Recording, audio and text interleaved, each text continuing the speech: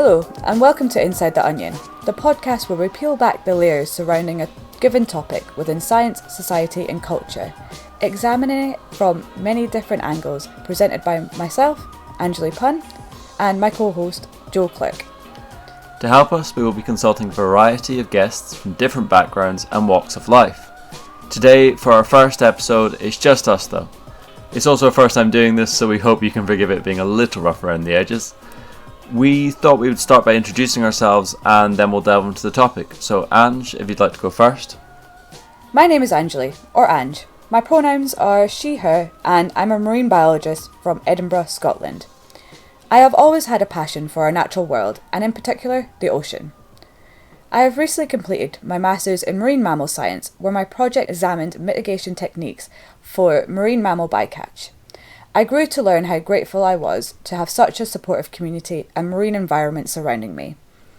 I was inspired to make science, and more specifically marine science, accessible to all, and hopefully provide a platform for minority groups to get involved in marine science and conservation, to open opportunities that are otherwise lacking for certain groups. And I'm Joe. My pronouns are he, him. Like Ange, I am also from Edinburgh in Scotland. Until recently, I've been working as a neuroscientist, following the academic route through a PhD and eventually to a postdoctoral position. My research has mostly covered neuroplasticity and the relationships between addictions and mood disorders. I decided to quit academia halfway through my postdoc upon realising that I was actually more interested in communicating the wonders of not just the brain but science in general, rather than being in research itself. Aside from this, I'm passionate about the need to reclaim our brains from the more toxic elements of digital technology and the internet, about the right to true cognitive liberty, particularly for young developing minds. To this end, I'm helping to run a small community support network for people trying to practice digital minimalism, and beyond this, I'm looking for ways to be more politically active in this space, as I see it being among the defining issues of our time, along with how we tackle climate change. So Ange, what is today's onion? Today's onion is onions, and why they can be considered among the great unifying forces on Earth. We really love onions, don't we? We should stress this isn't a podcast solely about onions. That might be a little bit too niche, but we thought it would be the right place to start. So, Ange, would you like to kick us off by maybe telling us a bit about perhaps the most well-known physical quality of onions, their layers? I would, but first there's actually someone here who I think is more qualified. For your information, there's a lot more to ogres than people think. Example? Example?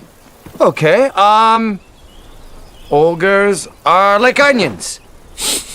They stink? Yes. No. Oh, they make you cry? No. Oh, you leave them out in the sun, they get all brown, start sprouting little white hairs. No. Layers. Onions have layers. Ogres have layers. Onions have layers. You get it. We both have layers. Oh, you both have layers. Oh. You know, not everybody like onions. Oh my god, Shrek. I love Shrek. I think we all love Shrek, don't we? For sure. Incredible film. Okay, so, Angeli, layers. You've been doing some research. What can you tell me? So, onions have layers. These layers are actually the fleshy new beginnings of a leaf. And because it grows in a bulb, it would continue to grow new layers and push older ones out. They'll eventually become dehydrated and papery, and these outer leaves protect the bulb from pest, fungus and damage. Layers can increase in number and thickness depending on the amount of nutrients and water available, and they usually have around, on average, 8 to 10 layers. So onions belong in the Allium genus, and this is what we recognise as the widely cultivated onion. It's a multi-use vegetable and is consumed in many different ways. Aren't other things in the Allium genus as well, right? There's shallots and garlic and stuff like that. I think that's the wider family, yeah, right?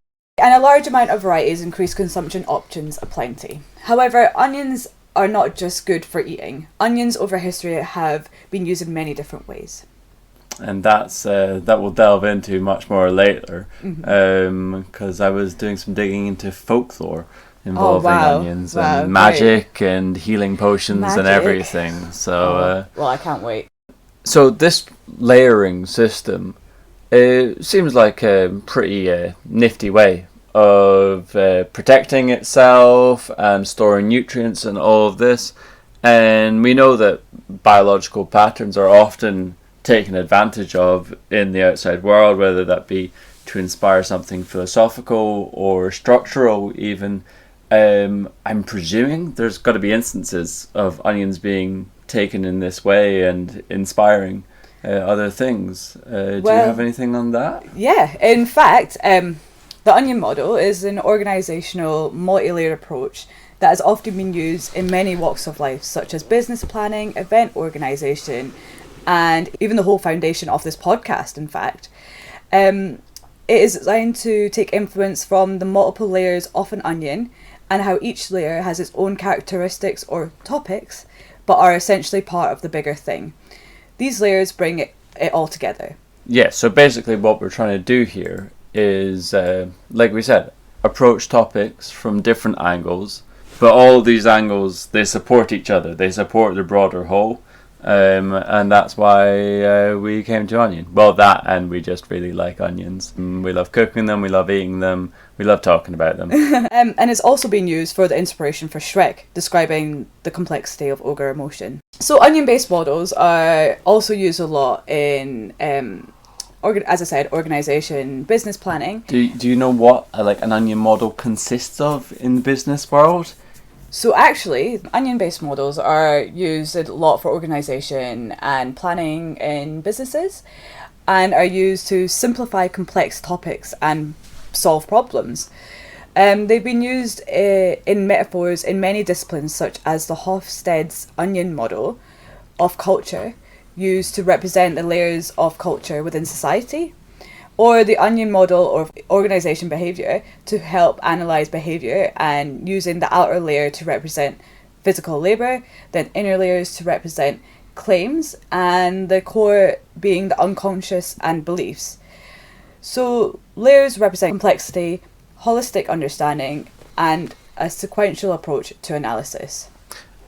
And so, continuing on the theme of just covering onion basic biology, I decided to focus on how they reproduce, being a key factor as to why they are so widely grown. And it's very interesting. Onions can actually reproduce both sexually and asexually. So with particular varieties, and I want to thank Ewan for this source, our resident horticulturalist among our friend group. With particular varieties like the Allium cepa aggregatum variety, so when you go to harvest them, you'll actually see these little daughter bulbs that have sprouted, that are forming on the outside. And so basically you can grow the onion. When you go to harvest, you pull them off. This is, as I understand it, and you can replant those whilst taking the onion. So basically, I guess once you've got a certain supply of onions, you almost have a continuous supply of that's onions. Efficient. Yeah, Unlimited onions. Unlimited onions. We should all be growing them. But the other thing is, if they are left long enough, then they'll flower. So we never really see them flowering. That's like when we're harvesting them. They haven't actually reached flowering stage. But when they do flower, then they cast off these little black seeds that will go into the soil next to them, so they can either self-pollinate with that or cross-pollinate. Basically, they have a multitude of ways to carry on growing.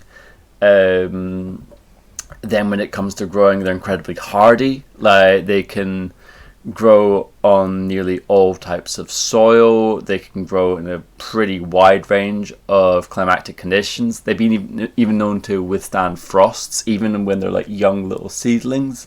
Oh, wow. So it's like all around you're looking at a crop that is really like a proper soldier. It's not gonna go crying the second that the weather turns bad. I mean, that's a great opportunity then for people to exploit this crop and, Yeah, well, and then and we have. Before we delve into the ubiquity, a final note is that they repel pests. So it's actually quite a common, traditional agricultural technique you'd plant onions around other crops that pests really love. So, and that's because they repel aphids, they repel carrot flies. By repelling the aphids, they also repel ants, because ants are attracted to the honeydew that aphids excrete. So they also repel rabbits and deer. I'm not sure if this is to do with the same chemical that causes crime, but they have chemicals in them that totally mess with rabbits and deer's gastrointestinal functions.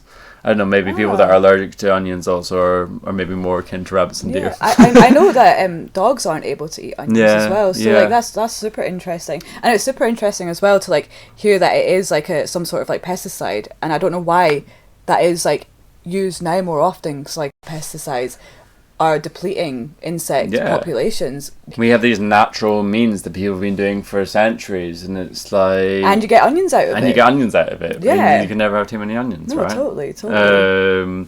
But yeah, it seems with the gastrointestinal thing, it barely hardly ever comes to that. You know, they've been conditioned, they've evolved to basically find the taste and smell of them utterly repellent. Mm-hmm. So all the more for us.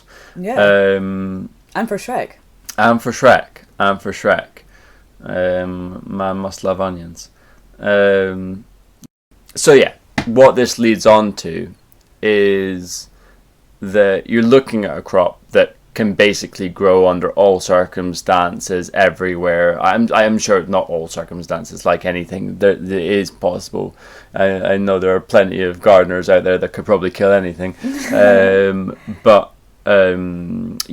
They've been growing the whole world over. They are, and this is basically the principal reason why we've done this podcast, is we were fascinated by the fact that they are the world's most ubiquitous food.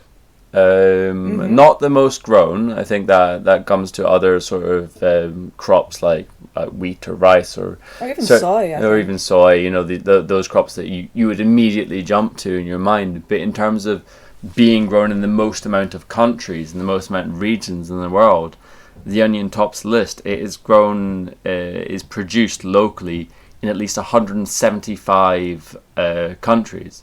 That's over 2 times as many as the number of countries that produce wheat. And they form a staple of every major cuisine around the world. I mean, like, anything I cook pretty much has onions in it. Yeah, I think it's very rare that I would have a dish that didn't include onions. But it's interesting because they're also used in different ways. So, like, I think for a lot of my cooking, I'll throw onions in and I love them because they amplify their flavors, right? It's like, it's the kind of classic thing where you don't necessarily notice them, but you definitely notice if they're not there and they're supposed to be there. And so, but then you get other instances where onions really are the star of the show. Like, you know, you look at a French onion soup; it's about as oniony as it can get, and I mean, that's delicious. And there's certain onions that you'll always eat raw, right? Because they have that sweetness about them. So it really depends. It's interesting. We're going to talk a little bit about the trade to come on to that, and kind of like how the history of onions being spread around the world came to be. But now that the era of trading onions it's almost vanished. I mean, of course there is onion trade, there's trade of everything, but 90% of onions are consumed in the country of origin. Like, that's mad. When you think about the globalized world that we live in, and you go into supermarkets and you're buying packets of shopping from the other side of the planet. But this is, so I guess maybe eating onions is also more ecological in that sense. Sure, and I mean, like, even if we just like everyone just learned to grow their well, yeah, I mean, like, that's to, another thing. We've definitely become more detached from our food by this process of globalization. But yeah, I think that perhaps that's why they're not really considered super exciting or exotic by a lot of people. You know, they're the humble onion. Yeah. Because they don't come from far across the world. They come from your mate's garden. Yeah. But yeah, in terms of where they're produced the most, it's China and India. they both produce around 25 million tons a year Wow. of onions. That's a lot of onion.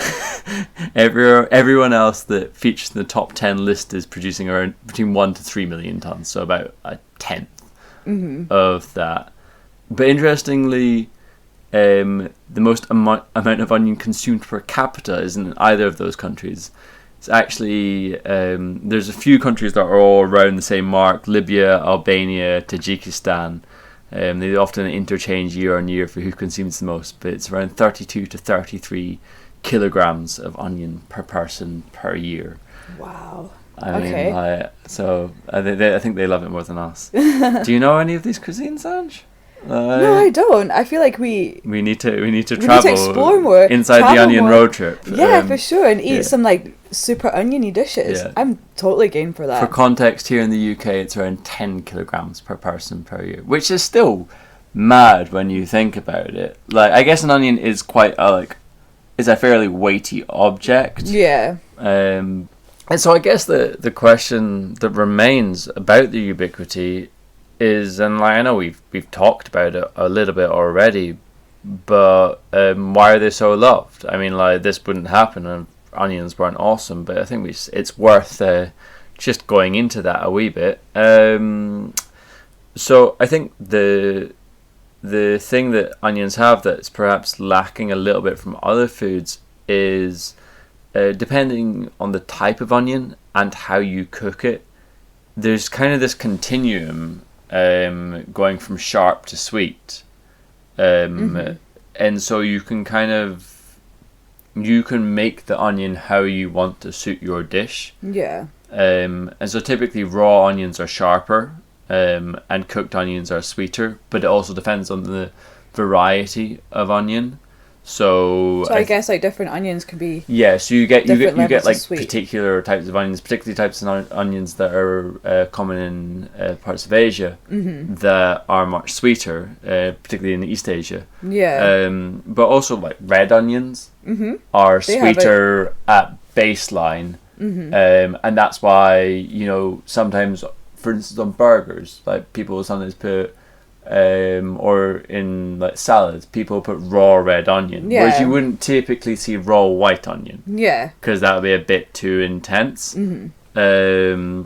But then it can really vary how you use it. So I think it's the versatility of it as an ingredient that has lent itself to being so popular. That, and as we'll come on to later on in the episode, how it has these magical health-giving properties. I mean, Wow, some I'm of excited it, to hear. some of it, I'm not sure how much it stands up to science, but a surprising amount of what I read in an article on folk belief in onions has been shown to be true in journal articles I've read off of PubMed in the past few days. I'm excited to hear about this. So yeah. And finally, another, just to round off this section, Indonesia produces the 9th most amount of onions, yet they're mostly used to flavour medication. So Wow. there you go. Interesting. Well, all sorts of uses. But yeah, how did onions come to be so widely used? Because like we said, like they are able to grow all the world over. Yeah. But I'm guessing there has to be an origin story, right? Or did they just happen to grow wild everywhere? So I mean, I did a bit of digging and found some onions. And these onions were first thought to be cultivated in Central Asia, but even date back to like ancient Egypt. So I know that we've mentioned before. So that means that they must have travelled from Central Asia to. And when you say ancient Egypt, how ancient are we talking? Got year? Pretty ancient. So 3,500 BC. That's on a larger scale. So in ancient Egypt, onions were obviously a diet staple, and again one of the, as you mentioned before, one of the earliest cultivated crops, and the oldest evidence of trade that can be found is in ancient Egypt. And it was a form of trading as currency. So, for example, they would pay slave labourers working on the pyramids, they would pay them with onions. I mean, I'm not sure how I feel if I got my paycheck. I mean, like I am a neuroscientist turned science communicator, but I'm currently working in a pub. I mean, how would you feel if your paycheck was in onions? I think as much I do love them, but not that much. This form of trading has been like depicted in ancient Egyptian art. They were a symbol of eternity due to the circular pattern in their layers, and they were also onions were also used in burial rituals. So they were being placed in eye sockets of mummies. Then, moving on from that, in the Middle Ages, onions became a vital food source due to their storage capabilities. So they were often traded within Europe and the Mediterranean, and they were just able to be stored well. They didn't rot easily. So this also then led to the Spanish and Portuguese explorers who then introduced onions to the New World in the 19th century, which led them to being used in indigenous American peoples in their dishes. And then in the 19th to 16th century, onions were then being grown globally due to the development of widespread trade routes. That's super interesting you mentioned the American indigenous people, because so you said that was 16th century that they started being used over there after being introduced by the Portuguese. I think I was reading that the name Chicago actually is derived from a similar sounding Native American population that were in that area at the time, and they named the town something. I think it was like Chicago. I should find it and not just mess it up, but it sounded similar, and it was meant to represent like land of the onion, or like because basically there were tons of onions that were growing by the riverbanks there. Interesting. And nowadays, much like New York is referred to as the Big Apple, Chicago is often called the Big Onion. Wow, okay. Very interesting. Little aside. So yeah, in the 18th to 19th century, onions were then being grown globally, and due to the development of widespread trade routes. So farmers from France, known as onion Johnnies, which I thought is hilarious because in Scotland we know the word Johnny as being something else. Do not try this at home. These farmers or traders would set off on their bikes carrying their harvested onions, and this trade could take up to 3 months on bike on a road journey to cross the English Channel to sell their onions in the UK. How do you, like what they just, like, I guess they're strapped like huge bundles. Yeah, it's like a cycling like massive onion with just onions attached to your bike. Yeah, I was looking through when I was reading about this earlier. I was looking through the old historic photos that they have of it, and it's just guys with loads of onions attached to their bikes. Sounds like quite a good summer job, to be I honest. mean, it's one way of keeping fit, for sure. And I mean, if you get peckish along the way. I mean, yeah, for sure. Over their time, they would have brought a total of 9 tons of onions to the UK from regions around Paris. And then there was like a massive decline in trade after the Second World War, and even until 2005, London had its last onion Johnnies, so Jean Leroux, who continued this tradition, bringing onions from Breton. So, onions are now grown and traded globally and have managed to become a ubiquitous part of global cuisine.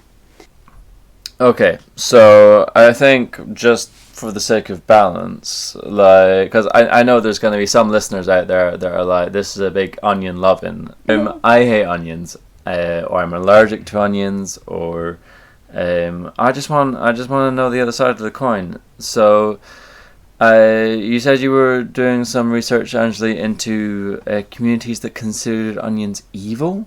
Yeah, onions may bring an extra level of flavour to our cooking, but some cultures, they are considered to have a negative impact, or they do consider onions to have a negative impact to to their lives. In what sense? So, for example, in some forms of Hinduism, so for example, the Vaishnava tradition remove onions from their diet during certain holy periods and believe that onions dull our awareness and senses. And you're getting high off of onions. Quite possibly. I mean, they are great. So, and the International Society for Krishna Consciousness, known as the Hare Krishnas, also abstain from eating onions. The Hare Krishna movement is a religious movement which is based on Hindu scriptures and was founded in 1966 in New York by a religious teacher from India. The religious organisation practices vegetarianism and yoga. So why are onions considered evil? The reason that they don't eat them is because they can't be offered to Krishna. And so why can't they be offered to Krishna? Krishna just doesn't like them? Or what's Krishna's deal about onions? So it's believed that onions and other alliaceous plants are considered rajasic and tamasic, which translates to making a person have increased passion or stimulated desire, and also ignorant or feeling sleepy. It can also disturb vows of celibacy, and it's said to be harmful to the lungs. Reiki practitioners state that onions are one of the first substances to be expelled from the body, along with tobacco and alcohol, and thus leading them to believe that they have a negative effect on the person's system. Yeah, it really does sound like they're being viewed in almost the same way as, like, prohibitionists would view alcohol, or it's dulling the senses, it's causing lack of discipline and sexual promiscuity and all of this. So I mean, I wonder if there's any actual scientific basis or how they've, because I don't notice myself getting tired and horny when I eat onions. So, and also like homeopathic medicine, they recognise that onions produce cold related symptoms such as a dry cough. You also get a runny nose and watery eyes. However, these things don't stop me from wanting to add onions to my meals. So I mean, either the Hare Krishnas have got it wrong, or basically you're doomed. Yeah. And me too. Okay, so I think all that's nonsense, basically, because the font of wisdom that is a journal article from 1953 by a certain Eddie Wilson covering the onion and folk belief has basically given me all that I need to know to understand that onions are pretty much the most important and best thing in the world. So you're saying that this bit of research is the Onion Bible? Yeah, I'd say Eddie Wilson is Onion God. Okay, whoever you are. Maybe he's still going. I hope so. So to start with, we've got Onion's role in magic and divinity. Apparently it's written in word as a charm as early as 5000 BC. So again... So before the Egyptians. Before the Egyptians? Even. So wow. I don't know if they were engraving it like the Egyptians were on because the Egyptians, I think, we saw engraved onto cuneiform tablets. Yeah. Like the earliest cookbooks, effectively. Yeah. Involving onions. So it's been. I think my favourite of all of these. I'm not going to go through all of them because just for the sake of time, but a widely practiced love charm that might have originated in Kentucky. Stipulates that you take 5 onions, name them after your lovers, and place them by the chimney, and the first that sprouts will be your true love. And supposedly that's best done on the 1st of December. Interesting. Yeah, and That's really cool. There was other similar strategies regarding the sprouting of onions for answering yes or no questions, or I think it was like engraving the names of family members that were far away, and to find out about their health and well-being. So instead of like just phoning a family member to see how they were, they would use onions. Yeah. And then instead of flipping a coin, Yeah. it would be onions. It would be onions. Or pulling a name out of a hat. Basically, Onions. if you're really undecisive, then you just need a really good supply of onions, and fair, that'll fair. solve it. I mean, it's not a particularly fast form of decision making, but I guess it was a slower life back then. I mean, definitely a slower way of life, but also, you know, it lets people to learn about patience. The best way, though, to really sell onions, I mean, you've got that they're delicious, you've got that they're magic, but, I mean, their contribution to health is just ridiculous. And this, I mean, there's stuff in here that I will talk about that I'm not sure I would recommend, but there is also stuff in here that is mind-blowingly true. So, actually, as a disclaimer, I feel like we are not medical professionals. So do not take advice from this podcast if you do have any concerns about your health, and please go speak to a doctor. Yeah, don't stop taking medication and just start eating onions on our basis, Yeah. please. So without further ado, a story of a cholera epidemic in London, 1849. It was ravaging the whole city. There was one small area called Saffron Hill, and it was mysteriously free from cholera, and no one there seemed to get it. And it was found that Italian organ grinders, interesting profession, Wow. living there consumed huge quantities of onions, which were also hanging on strings from the ceiling. And in India, it was supposed to ward off, I don't know where in India, but it was supposed to ward off plague. So wow. they would hang an onion close to the entrance. This was considered quite weird by British colonisers. And then the British colonisers died whilst the natives survived. So, make it that way you go. you know.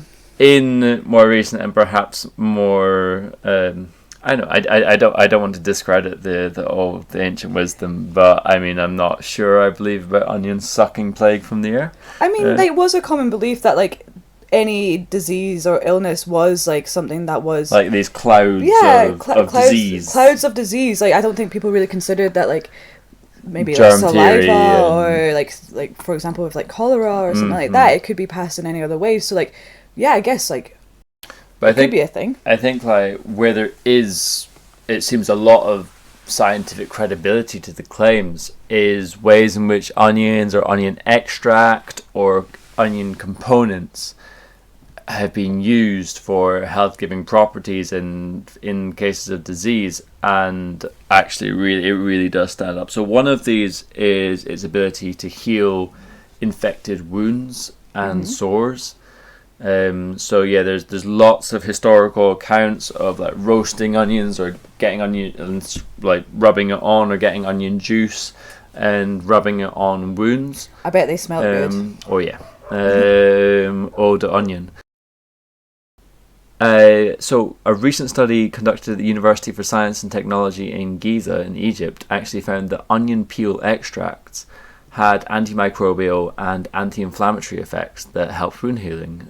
So they did quite a controlled study, and found that wounds seemed to heal faster compared with a control compound that was rubbed on it. Wow, that's interesting.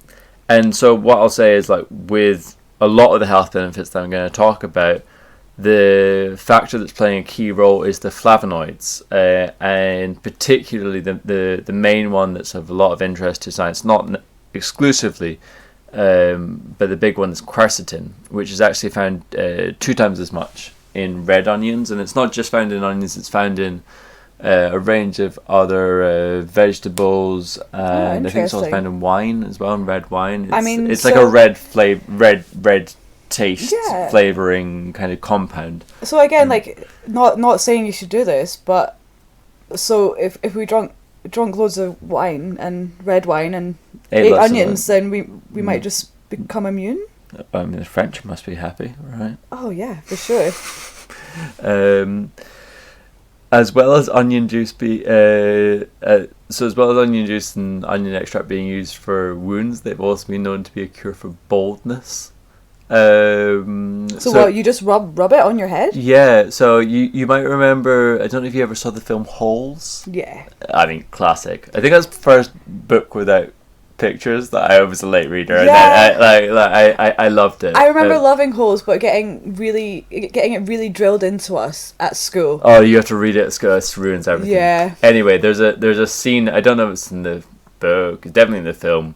A flashback scene, and a character is buying onion juice from Sam as a cure for baldness. But yeah, apparently it actually works. So it improves blood flow to the hair follicles, encouraging growth, and it also supplies a source of sulfur, which helps in the formation of keratin and collagen, which are both incredibly important for growing hair. So my stepdad is Michael. He's not exactly rich with hair, shall we say. I mean, we'll know, like, if he starts sprouting a few bits of hair and he's smelling like onion. Gonna get him on the onion juice. So the list goes on and on and on in terms of health-giving properties. I'll just list a few more. There's digestive health. It's supposed to be very good for. It's supposed to give you soft skin, sound sleep, and protects teeth. Nice. I just went to the dentist the other day, so I mean, she didn't recommend onions, but maybe. I mean, but why not? Maybe you should ask about that next time you go. Maybe. So like, this is like a contradicting what you've just said there. Like, quite commonly, people with IBS like aren't can't able, eat onions. Yeah, they can't. They're unable to have garlic or onions. But I think onions fall into one of those things that they're quite high in certain types of fiber that basically we find hard to digest, but the reason why they're good for your gut if you're not super sensitive to them is that they act as like a prebiotic.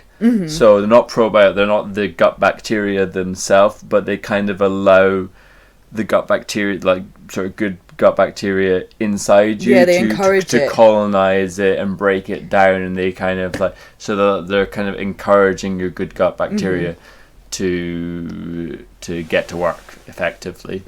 I think the one that I want to finish on that really interested me is the role of quercetin, in particular the flavonoid, in potentially being really useful for diabetes, and particularly type 2 diabetes, where you have insulin, like you've loss of insulin sensitivity. So, you can't give these patients just insulin, as I understand it, because the pancreas is still working. But the problem is that the insulin doesn't seem to have any more effect.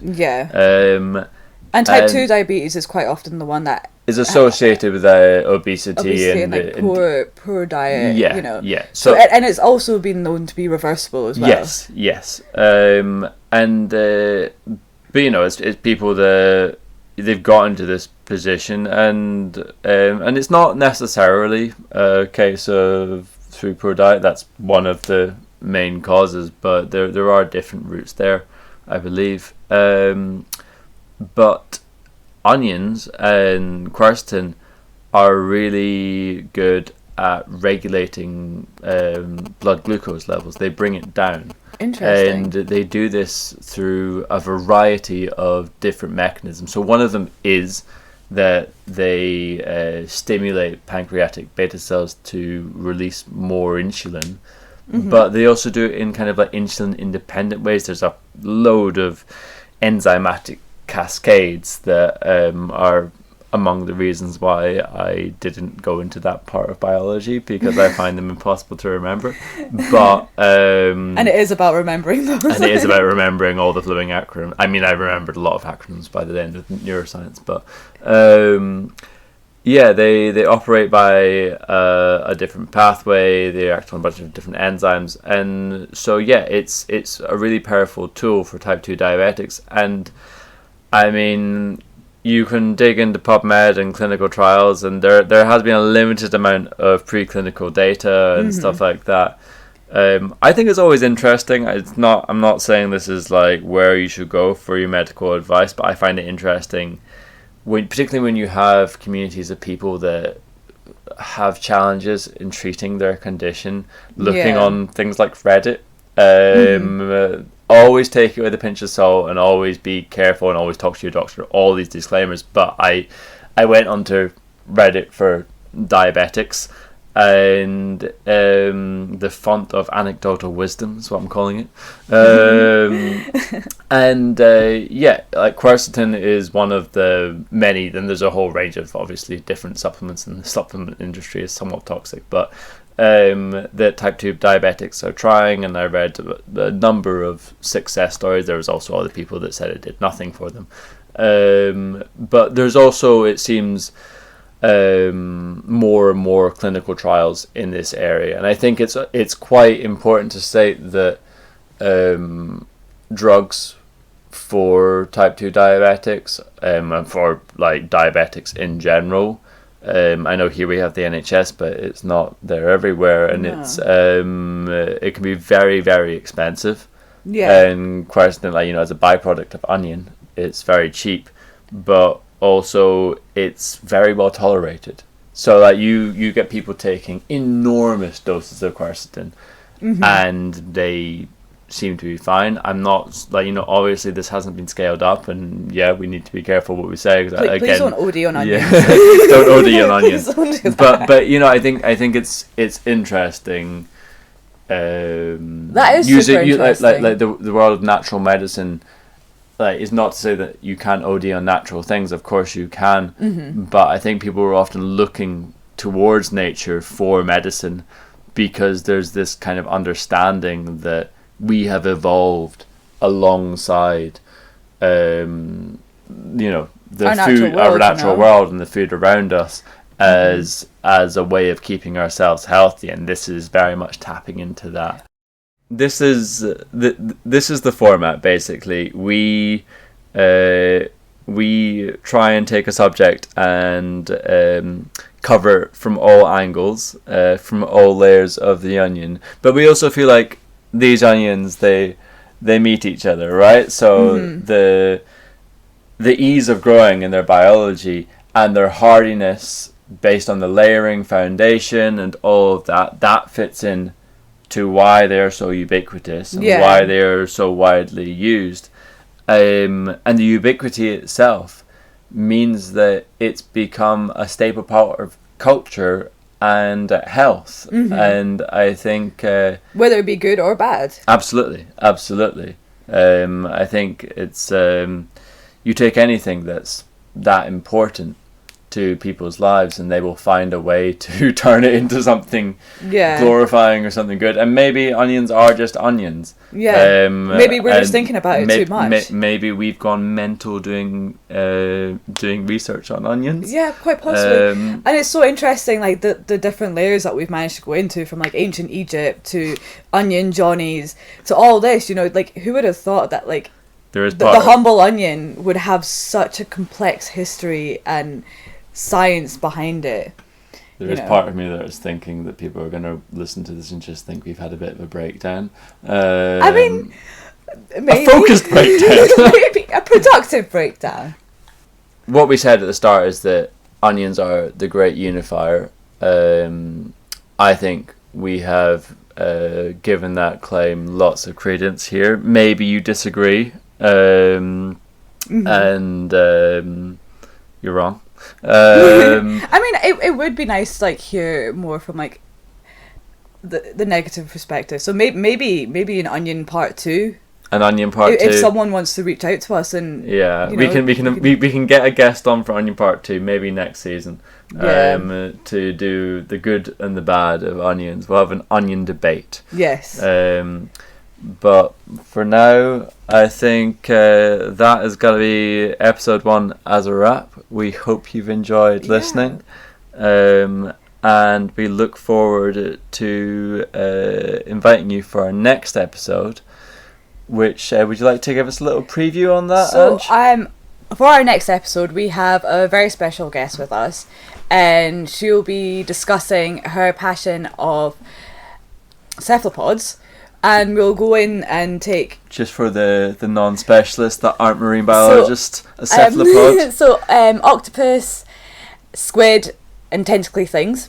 Tentacly things. Yeah. And we'll discuss different aspects of tentacles and cephalopods, and In particular, their nervous systems, Yeah, right? As so- one, I mean, so it's it- always where I'm going to jump. but- yeah, so I think it'd be interesting to look more into like for example, the giant squid axon, which is a fundamental part of how we've learned about. I mean, it was neuroscience 101 for me. Yeah. But I guess save this for next time. That's our very Yeah, and I'm sure we'll be able to broken preview. to peel back some cephalopod layers. Absolutely.